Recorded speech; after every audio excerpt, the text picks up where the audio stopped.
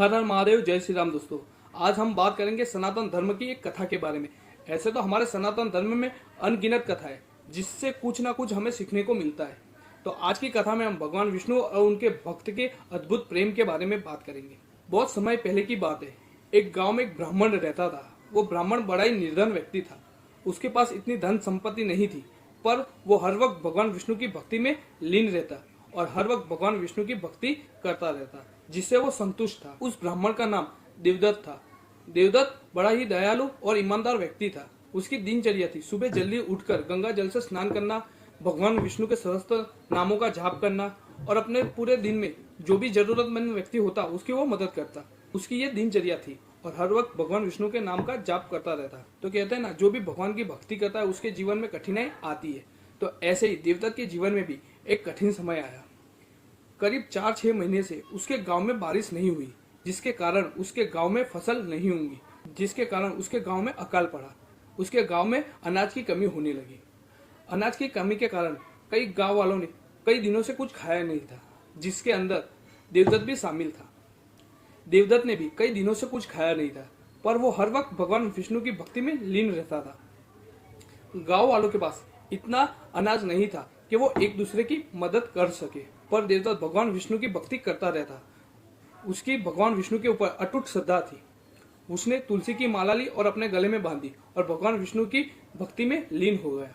1-2 दिन के बाद भूख के कारण देवदत्त की पत्नी ने देवदत्त से एक सवाल पूछा कि स्वामी, यदि आप भगवान विष्णु की भक्ति करते हो तो भगवान विष्णु आपकी भक्ति से प्रसन्न क्यों नहीं होते और क्यों हमें इस कष्ट से बाहर नहीं निकालते?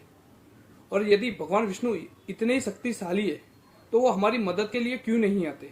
तो ये सुन के देवदत्त ने अपनी पत्नी को मुस्कुरा के एक जवाब दिया, भगवान विष्णु बड़े ही दयालु है, वो अवश्य ही हमारी मदद के लिए आएंगे। यदि हमारी भक्ति सच्ची होगी तो वो हमें इस कष्ट में नहीं छोड़ेंगे और वो स्वयं हमारी मदद के लिए आएंगे।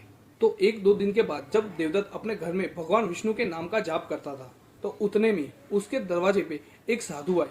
साधु बड़े तेजस्वी थे। उनके मुख पे एक अजीब सा तेज था।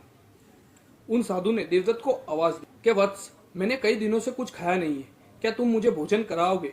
तो ये सुन के देवदत्त खड़ा होकर पहले तो साधु के पास जाता है और उन्हें दंडवत प्रणाम करता है और उन साधु से कहता है कि महाराज, मैंने स्वयं कई दिनों से कुछ खाया नहीं है, पर आप मेरे घर पे अतिथि बन के आए हो, तो कृपया आप मेरे घर में आए और मेरे घर को पावन कीजिए।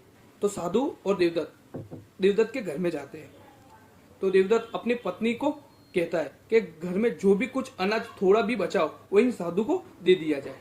तो देवदत्त की पत्नी भी पूरे घर को छानती है, तो उसके घर में से केवल एक मुट्ठी जितना आटा ही निकलता है, जिसकी वो रोटी बना के उन साधु को दे देती है। तो साधु वो रोटी खाते और थोड़ी देर के बाद जाने लगते हैं। जाते समय साधु देवदत्त को बात कहते हैं। तो साधु जाते वक्त देवदत्त को कहते, तुम्हारी भक्ति और निस्वार्थ सेवा से भगवान विष्णु प्रसन्न होंगे और तुम्हें आशीर्वाद देंगे। तो ऐसा कह के साधु चले जाते। फिर देवदत्त भी भगवान विष्णु के नाम का जाप करने लगता है और थोड़ी देर के बाद उसकी पत्नी कुछ काम से अपने घर के बाहर जाती है।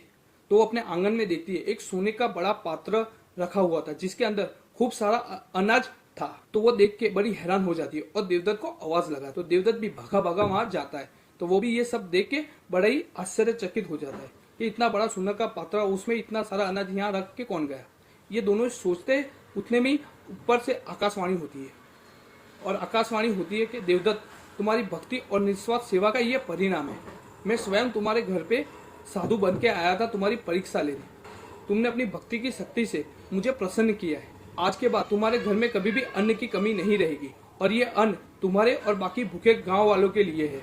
ऐसा सुनते ही देवदत्त और उसकी पत्नी भगवान विष्णु को प्रणाम करते और उनका धन्यवाद करते हैं।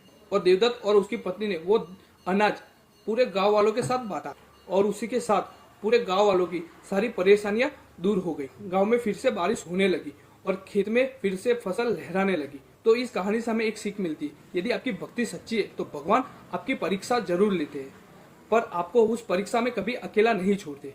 बस हमें भगवान के ऊपर श्रद्धा रखनी चाहिए और हमें थोड़ा धैर्य रखना चाहिए। भगवान की लीला अनंत है। हर हर महादेव, जय श्री राम। अगर आपको ये स्टोरी पसंद आई हो तो वीडियो को लाइक कीजिएगा, शेयर कीजिएगा और सब्सक्राइब जरूर कीजिएगा। हर हर महादेव, जय श्री राम।